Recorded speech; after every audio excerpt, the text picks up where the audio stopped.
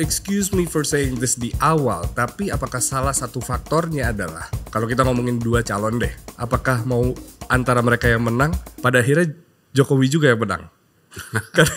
Gagasan membangun Jakarta tuh ini 50% ide calon gubernur, 50% ide dari warga. What is it about being a leader that you like? Changing the livelihood of the people. Menjadi gubernur Jakarta itu batu loncatan untuk menjadi presiden. 2029 adakah di agenda?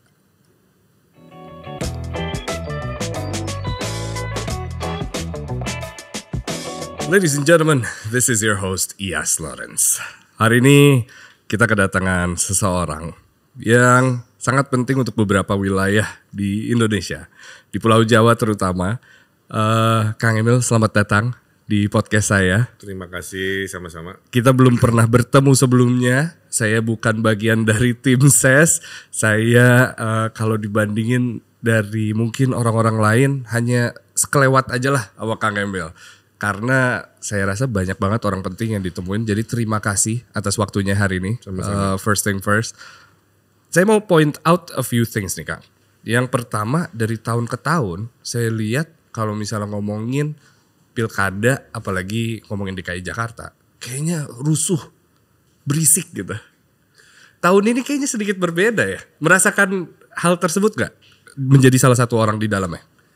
Ya, saya kira tiap peristiwa demokrasi ada konteks yang menyertai, kan begitu. Ya.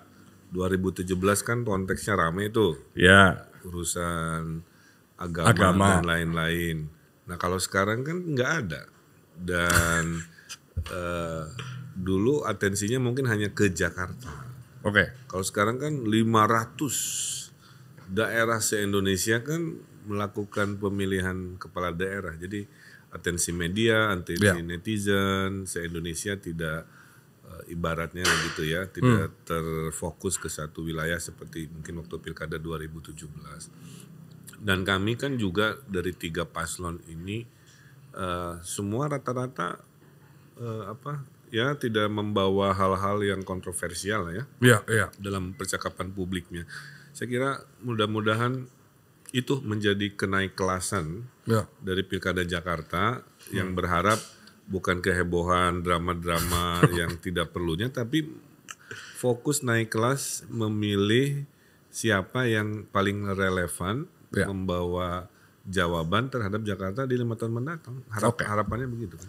Excuse me for saying this di awal, tapi apakah salah satu faktornya adalah kalau kita ngomongin dua calon, apakah mau antara mereka yang menang, pada akhirnya Jokowi juga yang menang? Karena saya mau ngasih konteks nih Kang. Baru aja yang baru-baru ini Kang Emil mendapatkan dukungan dari Projo kemarin, ya kan? Ucapan Kang Emil, correct me if I'm wrong, adalah Jokowi juga dari jauh-jauh hari udah dukung kalian. At the same time, berapa minggu lalu Pak Pramono Anung duduk di sini, beliau juga bilang ketika dia mau maju dapat dukungan dari Pak Jokowi gitu. Ini agak bingung nih, yang betul yang mana gitu, atau is that the context gitu? Kalau orang minta izin ke tokoh yang memang lebih tinggi, kan nggak mungkin nggak direstui, benar nggak? Iya. Saya kalau konteks saya minta izin dan diarahkannya itu waktu camping di IKN. Oh kemarin, udah lama dong. Udah lama, kan saya kurator IKN. Betul. Jadi waktu camping dibahas pilkada, terus Pak Jokowi bilang kayaknya Kang Emil aja lah, kira-kira gitu ya, dengan alasan paham konsekuensi pindahnya ibu kota dengan dampak ke Jakarta, kan saya kurator IKN. Betul. Kan? 2, karena Kang Emil punya pengalaman tata kota. Saya kan 7 tahun kan kerja diaspora mendesain kota dunia ya, lebih dari 30. Terus 7 tahun saya staf ahli gubernur. Nah itu alasan Pak Jokowi. Jadi kalau Mas Pram minta izin dan direstui ya pastilah. Kan Mas Pram sekretaris kabinet. Iya. Dan Mas Pram juga guru saya sebenarnya. Tiap 6 bulan saya tuh ngadep sebenarnya nih, saya buka ini lucu banget. Ini makanya pas pertama ketemu Mas Pram, aduh gimana nih takdirnya, murid lawan guru kan. Nah saya makanya ngerasa sebagai penonton kurang seru debat ya. Harapannya gimana, pukul-pukulan? Ya enggak, ya harapannya kayak apa sih ya kemarin ketuanya naik ke atas ketika wakilnya lagi debat. Saya lupa daerah Oh, mana. ada daerah ya. Iya, ada daerah. Nah, itu kan anomali. Iya Maksudnya penonton senang yang gitu-gitu. Iya kali ya. Tapi enggak. Kembali ke yang tadi, Iya. nah bedanya, nah Projonya kemana? Kan Projo wajahnya Pak Jokowi banget, logonya aja wajah Pak Jokowi, siluet kan. Projo deklarasinya kan kita. Nah kalau Projo deklarasi kan nggak mungkin nggak minta izin, betul nggak? Iya. Kan membawa nama Jokowi kan, Iya. mau deklarasi ke calon, Iya. kan pasti bertemu, rapat, minta izin, direstui, kan larinya ke kami. Kalau misalnya kemarin kan Kang Emil juga bilang bahwa kurator IKN. Salah satu jabatan juga adalah pemimpin kapten kampanye Prabowo Gibran kemarin. Iya di Jawa Barat gitu. Mendeliver suara terbesar. Oh iya, 16,6 juta kalau nggak salah. berarti dari apa yang dilakukan kemarin banyak yang di-copy paste ke kampanye pribadi. Pada dasarnya karena audiensnya sama, ya metodenya ya hampir sama. Hampir sama tuh artinya ada kampanye gagasan, ada kampanye belusukan, ada kampanye joget-joget juga ada. Bedanya lagunya ya bukan Oke Gas gitu kan. Oke Gas kan udah milik Pilpres. Saya ada 2-3 lagu dangdut lah kira-kira. Nah ini yang menurut saya unik karena Kang Emil menyebut bahwa politik kita itu belum dewasa. Jadi belum sepenuhnya dewasa. Jadi nggak bisa terlalu serius pencapaiannya. Saya lihat malah kampanye DKI ini tiga-tiganya lumayan serius ya. Apa karena urgensinya berbeda? Atau mungkin saya kurang melihat terlalu dalam? Kurang melihat aja kalau di TikTok, di mana-mana kita kan ada senam, ada joget, ada traktiran makan siang gratis. Yang warteg-warteg warteg-warteg itu dilakukan. Jadi pada dasarnya di waktu yang pendek bagaimana menjangkau sebanyak mungkin masyarakat kan. Nah jadi variasi itu aja, variasi kampanye-kampanye seperti itu. Oke, saya mungkin yang paling umum yang orang paling penasaran adalah setiap negara punya 2 kota yang mungkin bukan berlawanan tapi versus lah, semi versus gitu. Amerika punya New York dan LA, ada London Manchester, ada Sydney Melbourne gitu ya kan. Madrid Barcelona gitu. Klasiko. Bandung Jakarta. Ini kan tidak musuhan tapi agak unik aja ketika mantan pemimpin Bandung ke Jakarta gitu. Keputusan yang mudah atau susah? Pertama itu deh. Tidak ada keputusan yang mudah ya. Kan saya keluar dari zona nyaman. Kalau mau zona nyaman kan tetap di sana kan kira-kira begitu. Tapi kalau kita lihat Jakarta kan melting pot pusatnya Indonesia. Maka yang jadi gubernur itu semua etnisitas kan pernah ada. Orang Sunda namanya Ali Sadikin, orang Sumedang sekampung sama saya. Pak Jokowi dari Solo, Pak Ahok dari Bangka Belitung, enggak? Jadi artinya tidak perlu melihat bahwa Jakarta hanya untuk golongan tertentu kira-kira begitu ya, karena ini adalah wajah Indonesia. Bedanya kan tadi ya saya datang di wilayah yang dipersepsikan sebenarnya komplementer. Orang Jakarta kalau weekend kemana mayoritas? Ke Bandung. Ada catatannya kan. Lebih ke namanya image sepak bola aja. Hanya iya juga sih ya. London Manchester, Barcelona Madrid ya. Makanya kemarin ada hoax kan, poster-poster saya pakai baju biru itu kan bikinan orang-orang tidak bertanggung jawab, mencoba menaikkan emosi seolah-olah urusan warna aja dibikin jadi perselisihan kan begitu. Dan sebenarnya saya menjauhi yang namanya politik sepak bola. Sepak bola mah nanti aja setelah terpilih diurus dengan baik seperti yang saya lakukan. Tapi waktu kampanye saya sangat menghindari jargon-jargon atau hal-hal persepak bolaan. Jamnya udah oranye Kang Emil. Ya ini menandakan sesuatu kah? Menandakan memang identitas Jakarta memang ada di warna oranye. Oke. Birunya nggak mungkin terlupakan dong tapi? Ya ada lah. Semua warna juga ada. Cuman warna mana yang paling banyak dipakai sesuai konteksnya ya itu menyesuaikan lah. Oke. Kalau ngomongin tata kota dan mungkin Kang Emil jagonya lah gitu. You spend most of your life doing it. Architecture has always been in your blood. Pendidikan pun di sana gitu. Tapi sayangnya kan estetika nggak cukup nih Kang Emil. Kalau ngomongin tentang daerah-daerah di sini, kita lihat mungkin banyak penggeseran dan juga ada juga sense of belonging yang sangat kuat. Karena banyak orang yang tinggal di tempat itu 20 tahun, 40 tahun gitu. Saya mau nanya sekarang kita ke visi misi gitu. Perihal tata kota dan pemindahan warga yang sudah menetap cukup lama gitu. Kang Emil plannya seperti apa nih? Ya pertama begini, betul Jakarta bukan tentang tata kota semata kan. Emang cagup yang lain juga sama pertanyaan saya. Pengalamannya apa? Nah saya punya 3 pengalaman yang berbeda. Mungkin kalau cocok alhamdulillah, nggak masalah. Saya pernah 7 tahun diaspora kan. Ya. Kerjanya kan mendesain kota global. Jadi insya Allah paham lah sedikit, 2 dikit rumus-rumusnya. Setelah pulang saya jadi staf ahli gubernur. 2 tahun Sutioso, 5 tahun Fauzi Bowo kan. Jadi paham tentang how to defense Jakarta lah. Dari ekonomi bangunan yang merusak dan seterusnya. Kemudian saya 10 tahun ngurusin rakyat kan. Di dalam 10 tahun ini kan pengalaman paling lengkap, wali kota 5 tahun, gubernur 5 tahun, di mana di dalamnya ada dinamika-dinamika. Ya. Nah, saya waktu gubernur tidak semua namanya menaikkan peradaban itu dengan memindahkan.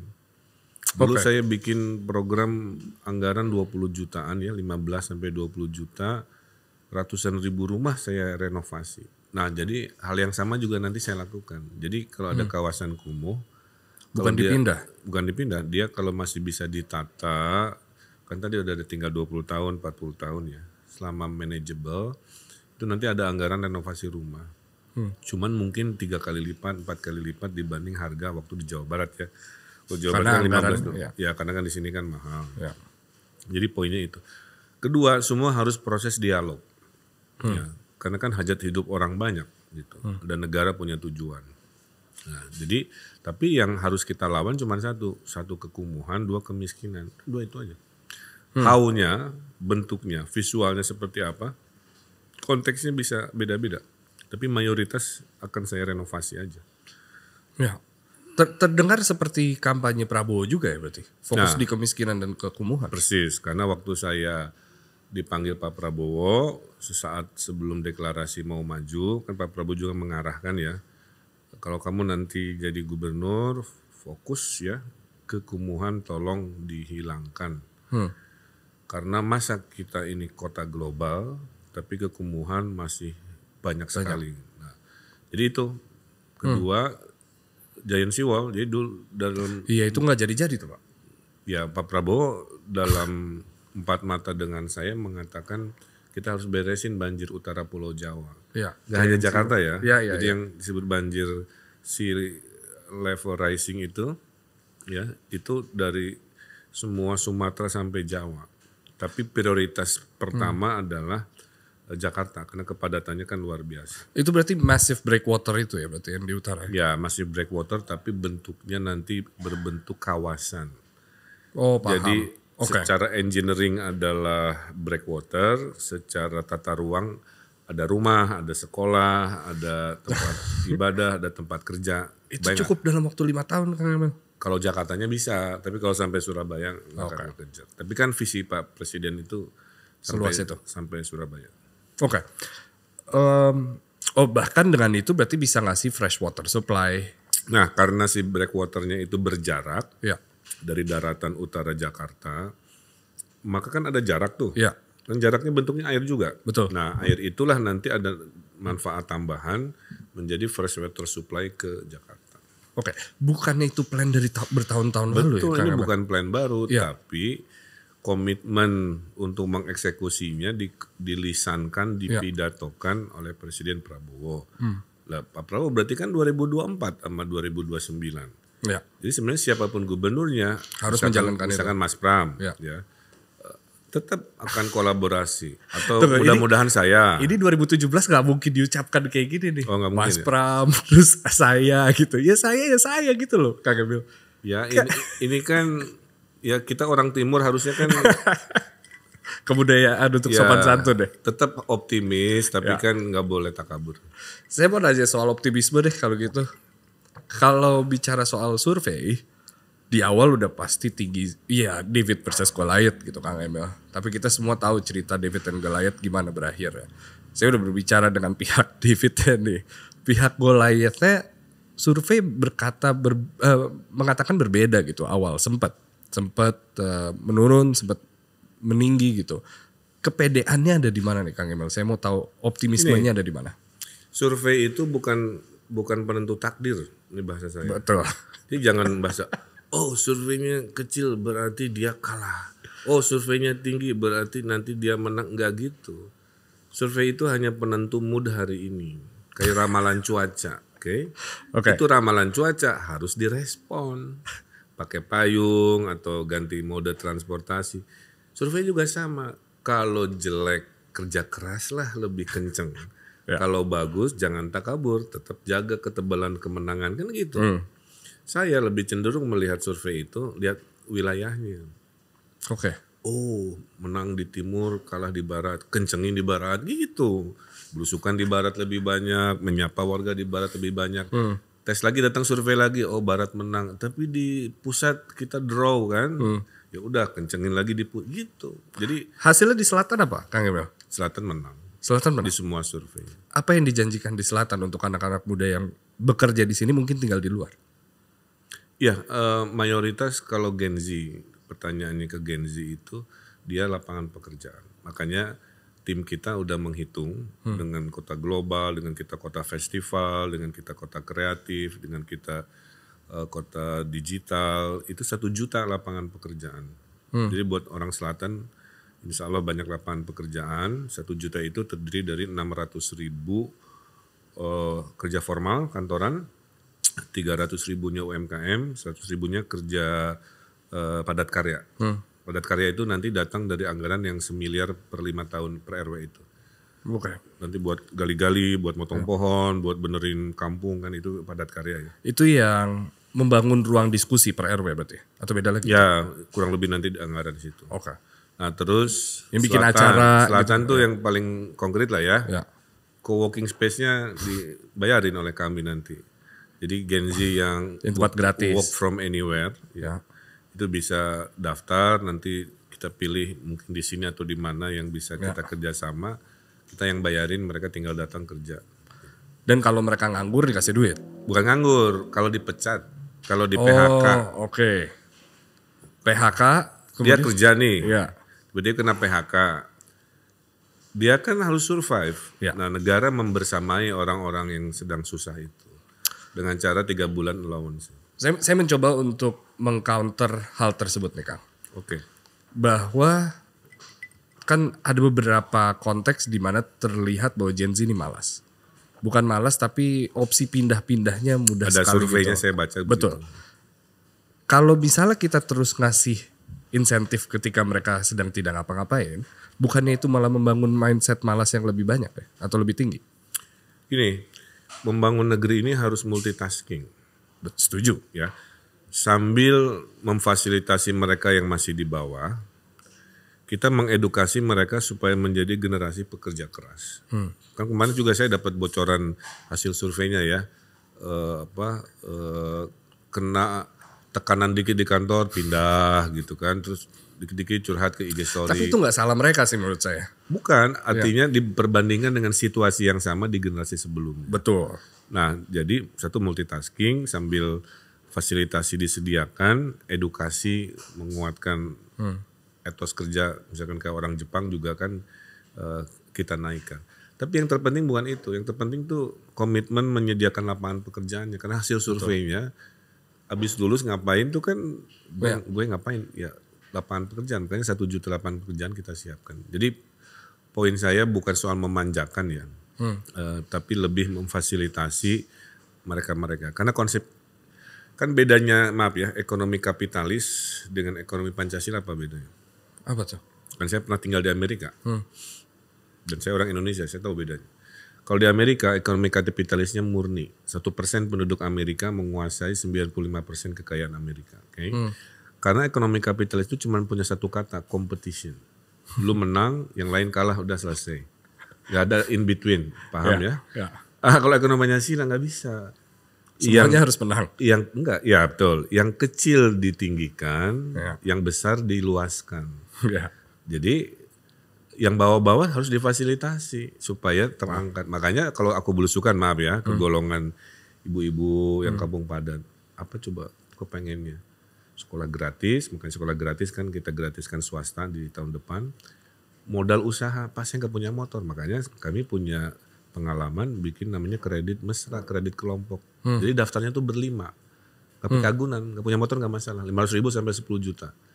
Nah itu golongan bawahnya kita naikin. Karena kalau pakai sistem sekarang ya, mereka sampai kapanpun gak dapat pinjaman dari bank. Bank pasti nanya, punya sawah, punya motor, punya apa. Nah negara berinovasi di situ.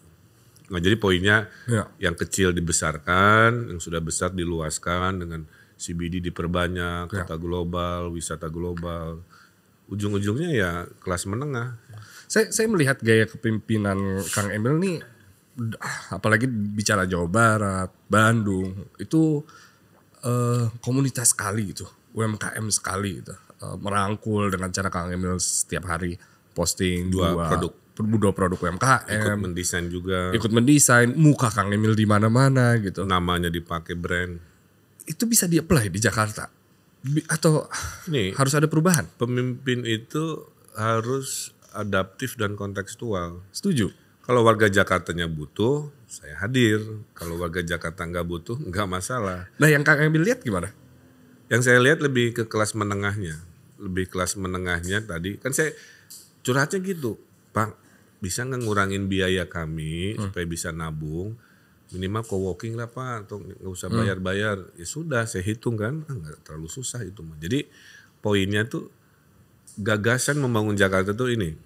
50% ide calon gubernur, 50% ide dari warga.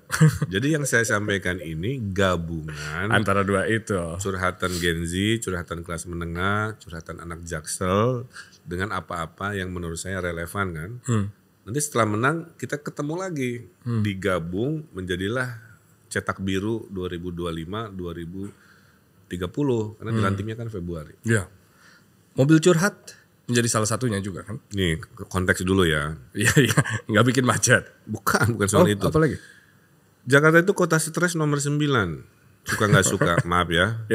Ciri orang stres apa? Cuek, pemarah. Dari penyakit stres dia kena mental. Dari kena mental 60.000 orang Jakarta skizofrenia. Nah, ini kan shocking kan? 11.000-nya rawat inap, 50.000-nya rawat jalan. Pertanyaannya, negara ada di mana? Ya kalau di ujung kan bisa rumah sakit mental kan. Tapi pas dia lagi gejala-gejala, minimal tuh negara hadir. Nah pas gejala-gejala stres, marah, pas dicek ya, kenapa bikin stres? Kemacetan, polusi, office politik, ongkos hidup yang mahal, makanya tadi dimudah-mudahin beberapa urusan. Itu akumulasinya bikin stres. Ketika dia ada gejala itu, negara hadir menjadi teman dalam bentuk komunikasi oleh konselor. Apps curhat dulu nomor 1. Bisa curhat di sini, telemedicine. Atau kalau perlu ketemu, mobil ada. Parkir di Kemang, parkir di Car Free Day, parkir di kayak mobil vaksin. Ingat gak dulu mobil KTP vaksin? Iya. Ya kita daftar jam sekian, terus kita datang. Bedanya bentuknya adalah tempat curhat. Jadi bukan mobil sambil jalan, bikin macet, orang curhat. Mobilnya parkir. Supaya saya bisa membuat konsep tidak selalu warga datang ke fasilitas negara, ya karena tata ruangnya begini, tapi negaralah yang hadir kepada warga. Makanya selain mobil curhat ada dokter keliling buat lansia dan disabilitas di kampung-kampung. Gitu. Itu memakan anggaran yang cukup besar dong, Kang Emil, aplikasi. Uang rakyat kembali ke rakyat, semua sudah dihitung, semua mayoritas sudah dikerjakan. Mobil curhat udah pernah saya kerjain, 200 juta per RW pernah saya kerjain, dokter keliling sudah pernah saya kerjain. Makanya saya membawa 60% gagasan universalnya semua sudah pernah dikerjakan. membagikan uang ke RT RW. Saya mencoba untuk mengaplikasikannya kepada RT RW saya. Saya tidak menyebut di mana karena saya sendiri kurang suka dengan RT RW saya. Kenapa kurang ketemu? Gak tahu deh, kayaknya mereka mendapatkan karena saya bukan sebetulnya diam-diam aja nih Kang. Saya itu sebenarnya bukan warga Jakarta. Jadi saya bertanya soal Jakarta tapi bukan warga Jakarta. Saya kerja hidup di sini. Tapi saya malah Jabar. Di Jabar Oh ya? gitu. Jadi pernah kayaknya di Bekasi. Kayaknya pernah mendapatkan insentif tersebut gitu daerah saya. Berapa kali saya lihat di story WhatsApp-nya jalan-jalan. Terus IPL saya tuh bisa di atas 2 juta loh Kang. Banyak banget yang saya pertanyakan yang kok perubahannya nggak signifikan gitu dengan uang yang masuk gitu. Nah berarti micromanage-nya plan-nya seperti apa nih Kang? Simple. Jadi uang itu tidak diberikan langsung ke RW, uang itu ada di kelurahan. Paham. Oke, karena yang nanti melaporkan kan harus ASN terjauh kan kelurahan. Belanjanya tuh kayak kita di kafe, ada menunya. Jadi nggak sembarangan atau dibayangkan warganya kok fotonya jalan-jalan, nggak ada di menu itu. Outing tuh nggak ada di Medan. Nggak ada gitu. Jadi yang ada itu infrastruktur kebersihan, memperbaiki kekumuhan, bikin program ekonomi, ngemodalin warganya, program sosial. Jadi satu ada panduan how to spend-nya, kedua di approve-nya oleh kelurahan supaya ada kontrol kan. Nah, tapi ide mulianya adalah seluruh Jakarta ini terlalu luas kalau dianggap bisa diselesaikan dari balai kota yang kita sebut sentralisasi. Ya. Maka ini adalah decentralized power kan kepada 2.700. Bayangkan ada 2.700 rapat RW. Ini duit Pak Gubernur 1 miliar 5 tahun buat apa? Kan ada perdebatan. Pak, saya ngacung, udah beliin motor sampah, Pak, ini buat kegiatan budaya kan begitu kan bagus. Kalikan 5 tahun terjadilah perubahan yang signifikan. Bayangin karena ini nggak pernah ada kan. Jadi ujung-ujung itu kayak tadi Pak, ini urusan sepele aja susah lama berbulan-bulan bertahun-tahun.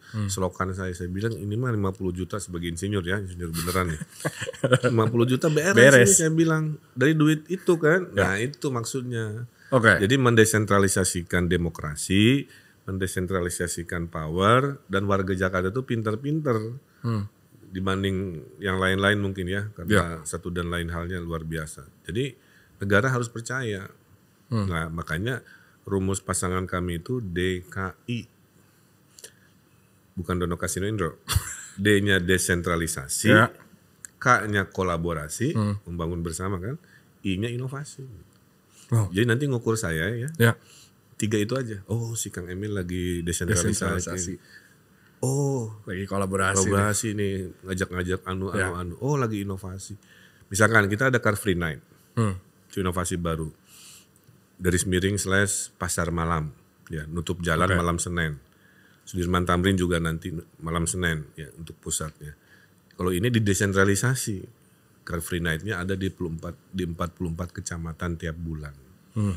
Memamerkan UMKM, tengahnya ada panggung hiburan, ada lenongan, ada dangdutan, panitianya anak Karang Tarunaan, sehingga mereka anak kampung yang tadinya hobi berantem tawuran, kolaborasi bukan jadi panitia rapat untuk pasar malam. Nah itu contoh mendesentralisasikan.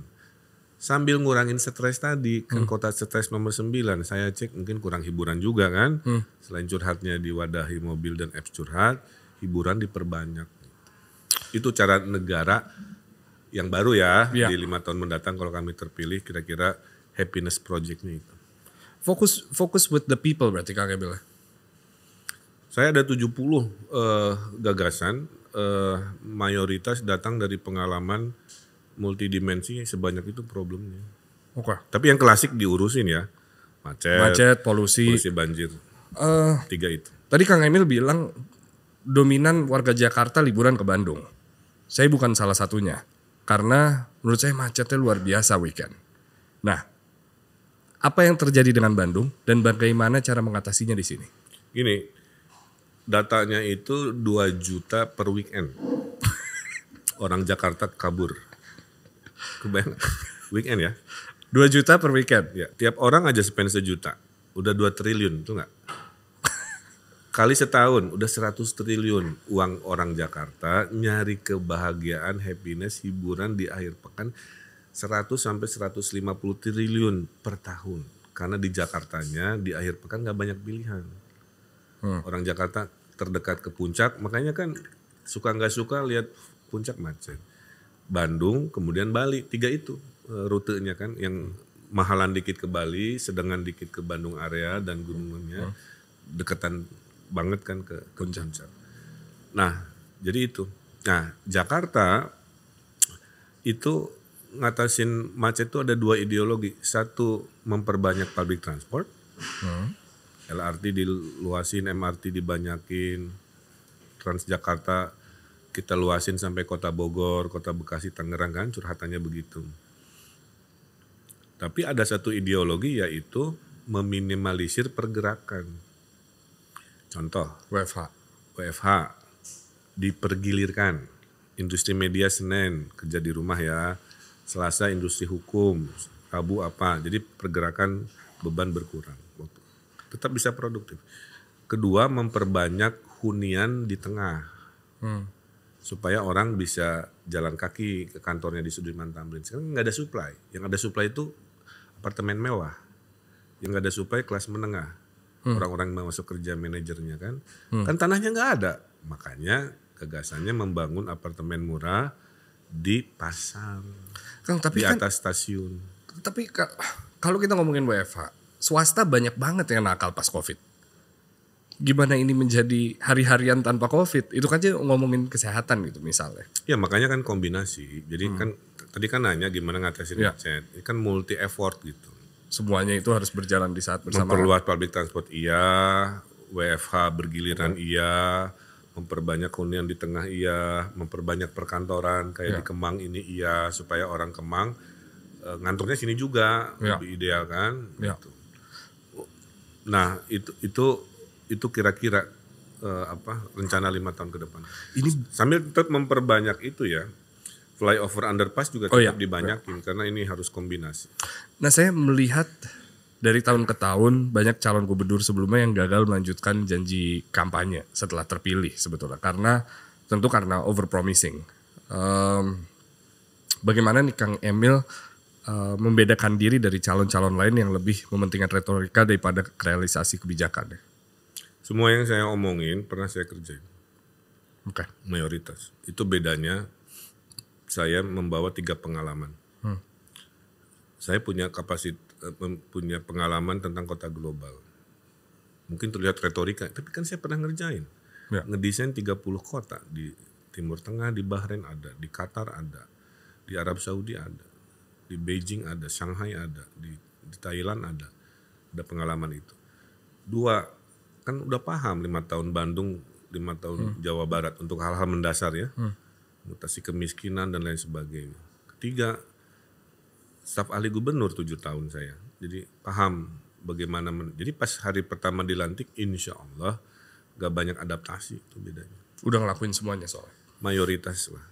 Mungkin belajar lagi 30%-an, 70%-nya pernah dilalui sehingga proses adaptasinya lebih cepat.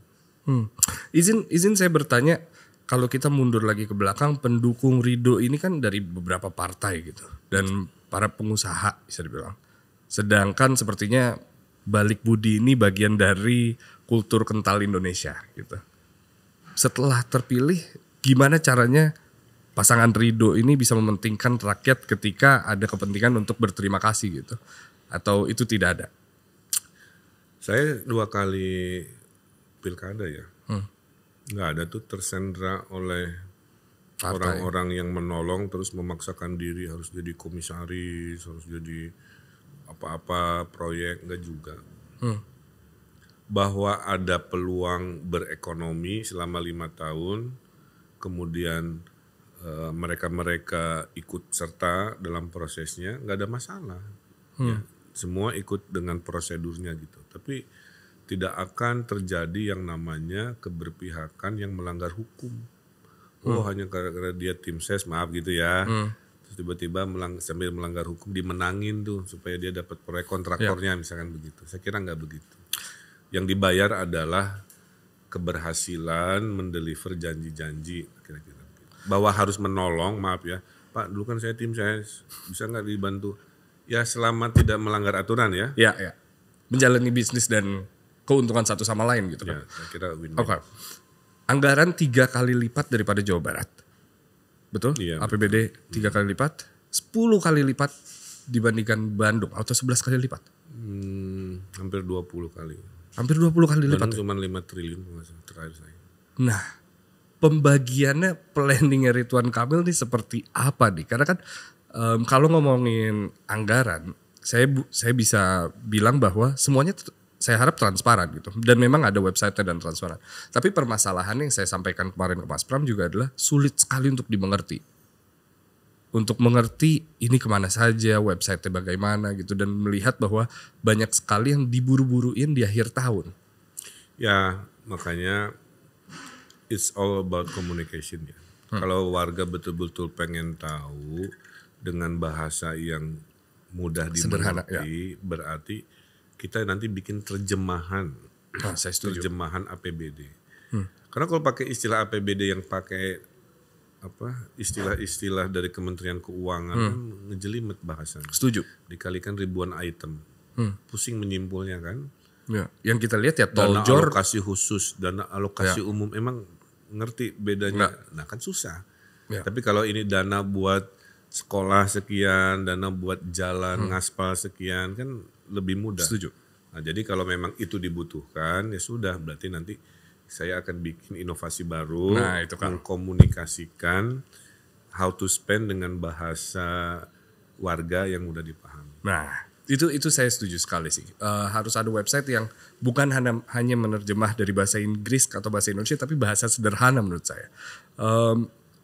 Sebagai kurator IKN gitu, melihat peran IKN yang menjadi ibu kota, saya mau bertanya soal peran Jakarta menjadi kota bisnis. Ini kan menjadi beban juga untuk Kang Emil gitu, merubah sesuatu yang sangat tadinya besar dan sekarang mungkin pandangannya sedikit berbeda gitu, atau tidak semudah itu dan secepat itu sebetulnya pandangan terhadap Jakarta. Kita bicara studi Ya. angka ya. Dari studi Indef mengatakan ketika Jakarta hilang identitasnya sebagai kota pemerintahan, kan berarti hilang rapat-rapat kementerian di Jakarta. Ya. Hilang orang-orang yang ngebooking hotel, makan, nyewa mobil Alphard, mobil Kijang kan kira-kira gitu ya. Ya. Kali setahun, kali puluhan kementerian, itu 30 triliun. Jadi we lost 30 triliun, oke? Oke. Gimana mengkompensasinya? Pertama, kejadian hilangnya 30 triliun itu masih lama. Nggak mungkin dalam 5 tahun ini Nggak berarti? mungkin, Oke. karena untuk menjadi kota baru yang real itu butuh at least 25 tahun. Jadi hilangnya 30 triliun itu menurut saya nanti di tahun ke-20, tahun ke-25 kan gitu ya. OTW ke sana kita perkuat pondasi identitasnya yaitu kota global kan. Apa itu kota global? Kalau pamerannya kelas ASEAN, kelas Asia, Betul. kelas dunia.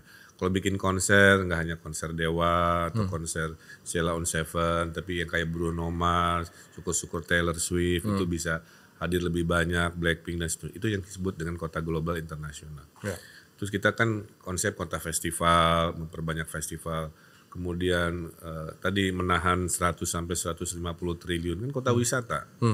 Nah, di tengah kota kita bikin ala-ala culinary destination ya, kayak Pancoran kalau di PIK kan pernah ke sana kan. Nah, kemudian saya lihat ruang-ruang hijau tuh masih banyak loh, tapi belum terdesain. Hutan-hutan nganggur. Seperti Tebet. Atau itu beda? Ya, Tebet Eco Park gitu maksudnya? Tebet tuh contoh terbaik lah. Ya. Warisan Panis terbaik salah satunya Tebet Eco Park. Lahan bengong yang bisa di Tebet Eco Parkan tuh masih banyak, itu poin saya. Oh ya? Banyak. Danau-danau. Coba, pernah nongkrong nggak di sebuah danau di Jakarta yang keren? Situ Gintung. Ya pernah nongkrong dengan rutin kan jarang. Enggak kan? sih, jarang Ya. sih. Nah itu bisa dalam waktu cepat itu 3 tahunan lah. Itu low hanging fruit saya paling desain itu. Jadi pariwisata, ekonomi kreatif, kemudian kota bisnis global itu nanti mengkompensasi Perpindahan. si 30 triliun hilangnya status kota pemerintahan yang mungkin terjadi di tahun ke-20 sampai tahun ke-25. Jadi jangan khawatir. Nah, saya punya tabungan nih, namanya Global Networking. Oke. Selama 15 tahun tuh di kartu nama di WA grup saya itu, saya ada, nanti saya panen kalau udah jadi gubernur gitu. Supaya ngantorlah di sini, invest di sini, bikin special economic zone di sini. Itu biasanya yang convince siapa Kang? The best marketer adalah the number 1%, Which is yourself. which is myself. Jadi Wow. kalau gubernurnya yang jualan, orang percaya. Are you used to doing that dari dulu? Is in my blood. karena I have to convince people lah ya. Ya. Dengan berbagai metode. Biasanya saya gunakan data. Makanya saya punya prinsip dalam leadership, good data, good decision. Yeah, I've never talked to someone with so much data dari tadi. Dan itu terkadang yang dibutuhkan untuk meyakini seseorang sih. Bahkan sering kali bukan terkadang ya. Ya gimana kita mau bikin problem statement Kalau misalnya kalau data tidak ada kuat. data. Ya. Emang mobil curhat datang cuma mobil curhat enggak kan? Itu ranking 9 kota terstres di dunia Ya. dengan data seterusnya karena anu-anu kan itu problem. Ya. Dikalikan sejumlah isu-isu yang lain ya good leader coming of exercising good data. Oke. Kang, mungkin this is such an early stage. Dan saya juga bertanya kepada calon satu lagi gitu. Bahwa seringkali menjadi gubernur Jakarta itu batu loncatan untuk menjadi presiden. 2029 adakah di agenda? Enggak ada. Jawabannya Simple. karena saya sudah kirim surat ke Pak Prabowo, isinya mendukung 2 periode. Berarti 2034 adakah di agenda? Ya mungkin, tapi 2029 enggak lah. 2029 enggak. What is it about being a leader that you like? Gini, pertanyaan itu, jawabannya adalah changing the livelihood of the people. Saya maaf ya, sering dikritisi, dibully, itu udah biasa. Terus bayarannya apa? Kan kerja Sabtu Minggu, ngerasa Senin, kalikan 24/7, 365 hari. Kepuasannya adalah melihat perubahan. Melihat perubahan dari yang tadinya kumuh jadi rapi, yang tadinya lahan semeraut jadi bagus, yang tadinya mahal jadi murah dan lain sebagainya. Contoh ya, waktu saya wali kota ini one of the emotional moment lah. Saya lagi naik sepeda, dicegat mama, ibu-ibu di jalan. Cuma mau bilang terima kasih. Saya bilang, ibu kenapa bilang terima kasih? Ya pokoknya bilang terima kasih. Karena dulu sebelum bapak jadi wali kota, saya harus ke mall untuk ngajak anak saya main. 2 minggu pertama saya ada duit pak, 2 minggu terakhir saya nggak ada, anak suka nangis.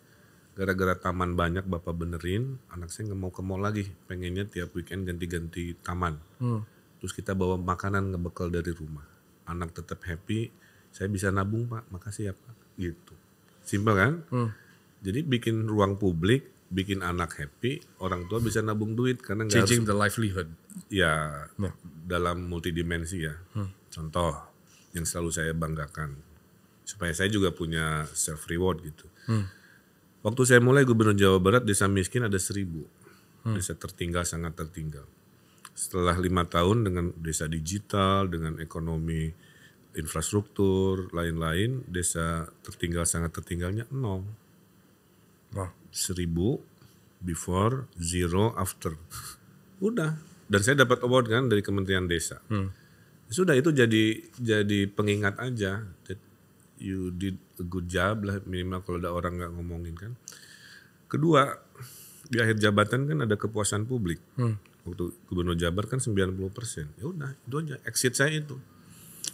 Jadi poinnya adalah apa kepuasannya membawa perubahan berbasis data supaya tidak asal klaim kan begitu. Udah. Saya suka sekali ucapan Kang Emil terhadap harus sukses dulu sebelum masuk politik praktis. Betul. Idealnya. Idealnya agar tidak membangun greed. To put into context, Istri juga tadinya punya kesempatan yang luar biasa. Yang sebetulnya akhirnya setelah diskusi tidak jadi, Kang Emil gitu. If you don't mind, can you please reshare it again bahwa konteksnya seperti itu gitu. Pertama, kekuasaan bukan segalanya. Oke. Dan saya sudah membuktikan ketika ada godaan kekuasaan di depan mata, tinggal up for grab gitu, kami tidak ambil. Saya dulu ya, 2016 saya itu dicalonkan gubernur. Banyak orang nggak tahu. Oke. Oleh partai-partai. Saya masih wali kota.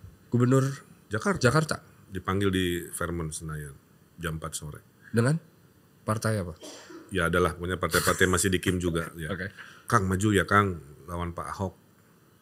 Oh siap, kenapa? Survei aman, logistik ada, partai dukung. Tolong jawab malam hari. Wah kan, bayangkan ya situasinya kan. Disuruh nyagup Jakarta dari wali kota. Semua ngedukung kecuali ibu saya. Ibu saya menolak, tidak diizinkan, tidak diridhoi. Kamu kan janjinya beresin Bandung. Ibu tidak mau punya anak yang tidak amanah, tidak selesai 5 tahun. Udah, nggak disetujui. Nanti kalau Jakarta takdirnya datang sendiri. Coba. Dilema dong antara ngambil, bilang ke Fairmont balik lagi untuk yes Pak kita deklarasi minggu depan. Tapi saya melanggar nasihat ibu kan. Keluarlah di Google aku baca ridho lahu fi ridho walidain, tidak datang ridho Tuhan tanpa ridho orang tua. Udah daripada anak durhaka. Akhirnya saya bilang mohon maaf saya tetap wali kota Bandung. Seminggu setelahnya baru Pak Anies dicari untuk jadi gubernur.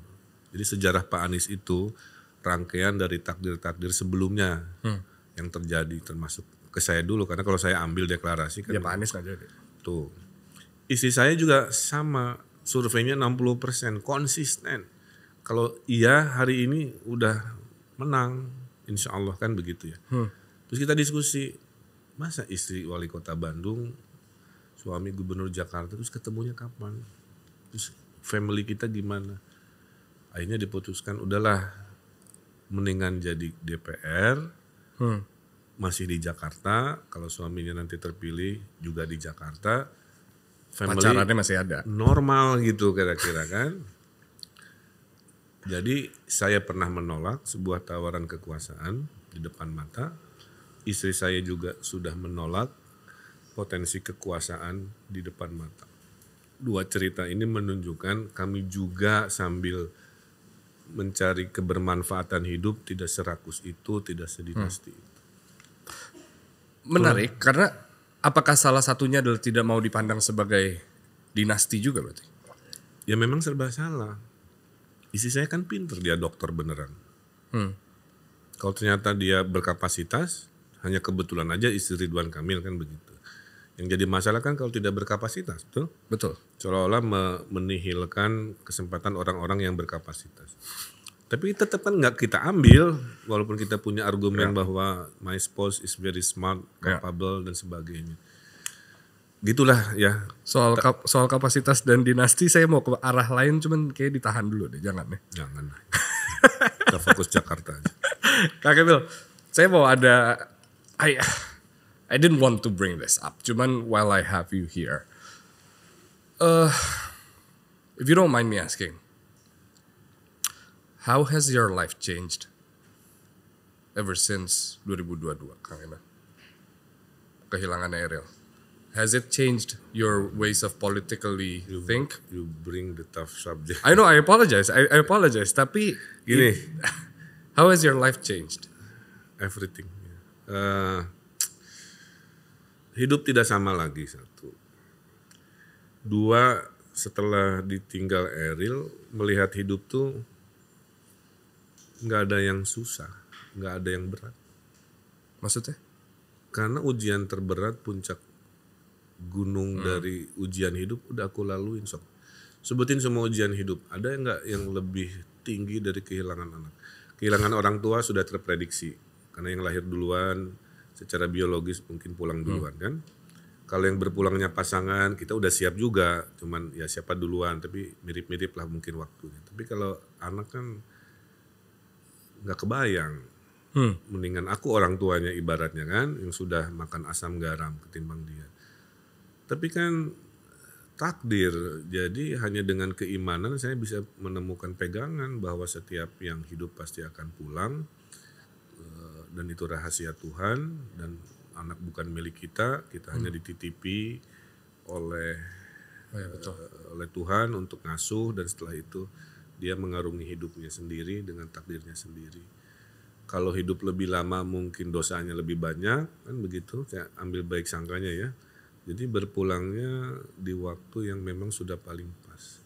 Lebih sehari mungkin layu, kurang sehari belum berkembang secara 100% kan, kalau ibarat bunga. Nah itu aja, jadi makanya nih ya, jangan mengira kalau saya nggak kepilih gubernur terus saya akan sedih, enggak. Saya ini cuman kadung aja, masih ada kesempatan untuk melakukan sesuatu. Kalau enggak itu ladang amal saya, panggung saya untuk berbuat baik, untuk berbuat bahagia itu banyak banget. Saya kan manusia multidimensi juga. Arsitek punya brand bisnis ada. Nggak nganggur terus bengong Nggak gitu. nganggur terus bengong, istilahnya gelandangan politik atau enggak, saya enggak begitu. Saya hanya menggunakan politik sebagai alat untuk membawa perubahan yang saya bilang bayarannya kan kebahagiaan melihat perubahan kan begitu. Jadi kalau menang saya syukur dengan istighfar istilahnya kan. Kalau kalah juga alhamdulillah nggak ada masalah. Sering melibatkan Eril dalam doa kah untuk membuat keputusan, Kang Emil? Saya nggak tahu. Soalnya kan Kang Emil sering membahas tentang restu orang tua, restu ibu terutama. Ibu, baru ayah katanya kan. Sering melibatkan almarhum? Waktu masih hidup selalu saya tanya. Dan jawaban Eril selalu sama. What makes you happy, I support, kira-kira gitulah. Kan saya... And he would say the same if he was still alive today. Yes, dia akan bilang begitu. Anak-anak saya dua-dua jawabannya sama. Pokoknya yang nyebutnya kan papap ya. Yang bikin papap happy, merasa hidupnya bermanfaat, kita mah dukung-dukung aja. Gitu. Cuman mereka sudah terbiasa offline gitu, nggak pernah ingin muncul dalam pusaran atensi. Makanya Eril itu nggak pernah ngaku anak saya, dosen pembimbingnya aja yang setahun lebih nggak tahu, baru tahu dia anak Ridwan Kamil setelah meninggalnya. Saking secretnya itu aja, biar orang tidak membeda-bedakan. Tapi poinnya ya, terhadap situasi hari ini saya menjalani takdir ini dengan beradaptasi. Tugas manusia kan adaptasi ya. Move on, beradaptasi. 2, tugas manusia itu berikhtiar. Pas survei jelek, ikhtiar. Pas survei bagus, ikhtiar. Udah gitu aja sampai akhir waktu kan. Setelah itu ya berserah diri. Menang tadi syukur dengan istighfar, nggak ada masalah. Nggak akhir dari kehidupan saya. Terakhir saya berbicara dengan salah satu mentor saya juga, Pak Gita Wirjawan, dan saya bertanya ke beliau ada titipan nggak, karena saya mau ngobrol dengan Kang Emil gitu. Ada 2 sebetulnya. Yang pertama adalah beliau kan sangat fokus terhadap pendidikan dan juga kekhawatiran tentang talenta-talenta baru. Yang pertama titipannya adalah bagaimana caranya Jakarta bisa berkompetisi untuk menarik talenta-talenta tanah air yang mencari pendidikan di luar negeri, dari luar negeri untuk mau kembali dan bekerja di Indonesia atau Jakarta terutama. Dan terakhir bagaimana caranya nanti memastikan hubungan baik dengan kota-kota besar lainnya di dunia dengan keakraban Kang Emil saya tahu dengan negara-negara asing. Yang pertama saya pakai data lagi.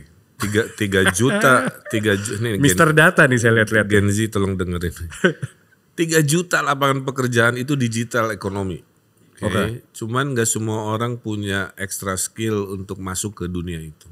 Jangan sampai 3 jutanya direbut orang-orang bukan Indonesia kan. Nah, jadi saya makanya bikin Jakarta Digital Academy buat 100.000 anak muda Jakarta. Digital di semua bidang, di F&B kita digitalkan kan, digital marketing untuk politik. Pokoknya saya aja punya karyawan namanya content creator 2 tiap hari. Ya, setengah minggu kan. Kerjanya ngeliput apa saya. Kan UMKM mereka yang upload itu. Ya, kan ada 500 wali kota, 1.000 lapangan pekerjaan. Semua dinas saya wajibkan, camat saya wajibkan punya konten kreator, lurah saya udah berapa ribu tuh lapangan pekerjaan kan. Jadi digital itu. Kedua, memang universitas harus diperbanyak. Salah satunya universitas asing kan udah boleh di undang-undang Omnibus Law. Ya, Monash ada di BSD. Saya bikin 2 universitas asing juga datang ke Jawa Barat ya dari Inggris dan Australia. Hal yang sama saya lakukan. Kan mau jadi kota global. Ya. Silahkan memilih gitu kan.